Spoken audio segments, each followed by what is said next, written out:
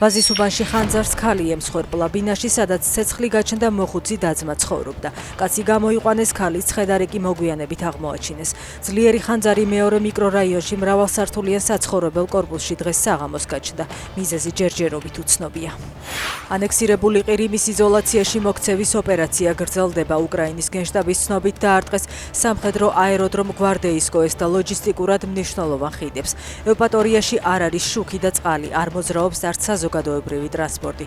უკრაინის უპილოტო სისტემების ძალების ინფორმაციით, ქვეყნის სამხრეთით ოკუპირებულ ნაწილში ბოლო 5 დღეში დრონების თავდასხმების შედეგად 27 ენერგოობიექტი გაითიშა. რუსეთმა ბელარუსიდან ბენზინის შესყიდვა დაიწყო. შიდა დეფიციტის დასაფარად ქვეყანამ მეზობელი სახელმწიფოდან იმპორტი ისტორიულ მაქსიმუმამდე გაზარდა და მხოლოდ ივნისში 141,000 ტონა საწვავი იყიდა. ამ კრიზისის ფონზე რუსეთის რეგიონებში გუბერნატორები მოსახლეობას მოუწოდებენ პირადი ავტომობილებით გადაადგილება შეზღუდონ. რუსი მსახიობი სერგეი ბეზრუკოვი ოკუპირებულ აფხაზეთში ჩავიდა. ეგრეთ წოდებულ საზღვარზე მას სოხუმის რუსული დრამატული თეატრის გენერალური დირექტორი დახვდა. რუსეთის სახალხო არტისტის ხელმძღვანელობით სოხუმში ფესტივალი იხსნება, რომელიც საოკუპაციო რეჟიმის მიერაა ორგანიზებული.